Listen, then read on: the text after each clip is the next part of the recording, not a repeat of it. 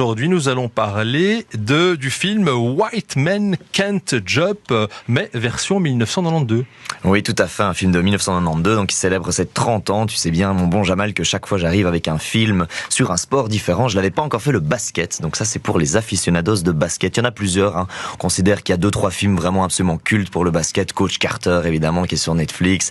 Mais évidemment, White Men Can't Jump, c'est excellent. C'est Wesley Snipes et Woody Harrelson.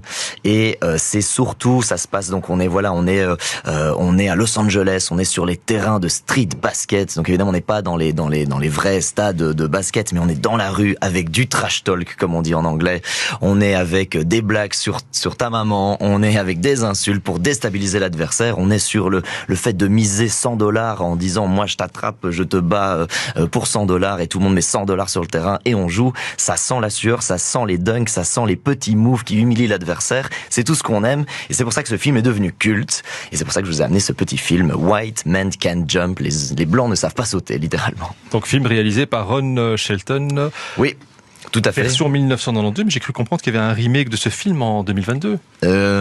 Pas que j'ai... Enfin, en tout cas, moi je l'ai pas vu. Je l'ai lu, dans la... C'est tout à fait possible, mais à mon avis, quand on essaie de faire des remakes 30 ans plus tard, c'est souvent assez risques et périls, vu le côté culte du film qui a coûté 30 millions, qu'on a rapporté plus de 100, évidemment. Un petit détail à savoir aussi, c'est que pendant tout le tournage, il y a un ancien joueur de NBA, donc qui a joué pour les Pistons de Detroit, Bob Lanier, qui a suivi tout le tournage pour leur donner vraiment des moves, et qui à la fin du tournage, parce que les deux acteurs évidemment se sont entraînés, c'est pas des basketballeurs professionnels, mais ils se sont entraînés, et à la fin il leur a dit en fait vous avez quasi atteint un niveau de division 3 quoi, ce qui est déjà très très bien quand on parle de basket aux États-Unis. Effectivement, quand vous voyez le film, et c'est ça qui fait aussi que le film vieillit super bien, c'est que tous les moves sont faits par les acteurs. Vous avez Wesley Snipes tout jeune qui fait des trucs, c'est assez dingue. Woody Harrelson ne sait pas dunker, je vous fais un petit spoil, évidemment c'est un peu le titre du film, mais effectivement ça reste très très impressionnant, et donc c'est toujours sympa d'avoir ça. D'ailleurs, si vous voulez le voir, il est sur Disney+, pour ceux qui ont l'abonnement Disney+. Aujourd'hui, on doit démultiplier les abonnements, ouais. C'est incroyable. Et puis, n'oublions pas évidemment ce podcast qui monte, qui se nomme Ce n'est que du cinéma, que tu incarnes. Oui, tout à fait, avec plusieurs copains. Toutes les 2 semaines, on a un podcast qui est disponible sur toutes les plateformes de podcast. Il n'y a pas d'excuse. Donc Spotify, Deezer, Apple, vous pouvez le trouver partout.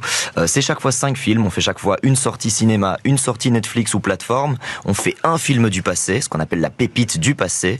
On fait aussi un film qui est une unpopular opinion, donc un film soit que tout le monde adore et que nous on n'aime pas, ou l'inverse, un film que tout le monde a détesté mais que nous on défend mordicus. Et puis enfin un coup de cœur, un truc un petit peu plus planqué pour cinéphiles, un petit peu plus intello on peut le dire, mais c'est toujours une très très bonne ambiance autour des micros, et donc vous les trouvez sur toutes les plateformes. Ce n'est que du cinéma. Et au programme du dernier podcast sorti le 3 janvier, Devotion et The Glass Onion, disponible sur Netflix. Oui, tout à fait, à couteau tiré, qui était, je crois qu'à peu près la moitié de Bruxelles a dû voir ce film. Tous mes amis m'ont parlé de ce film avec Daniel Craig. Maintenant qu'il n'est plus James Bond, il s'est recyclé en détective privé.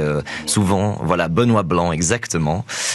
Toujours dans un huis clos. Cette fois-ci, ça se passe en Grèce, sur une île. Et la pépite de passé revient sur le film Sleepers. Tout à fait.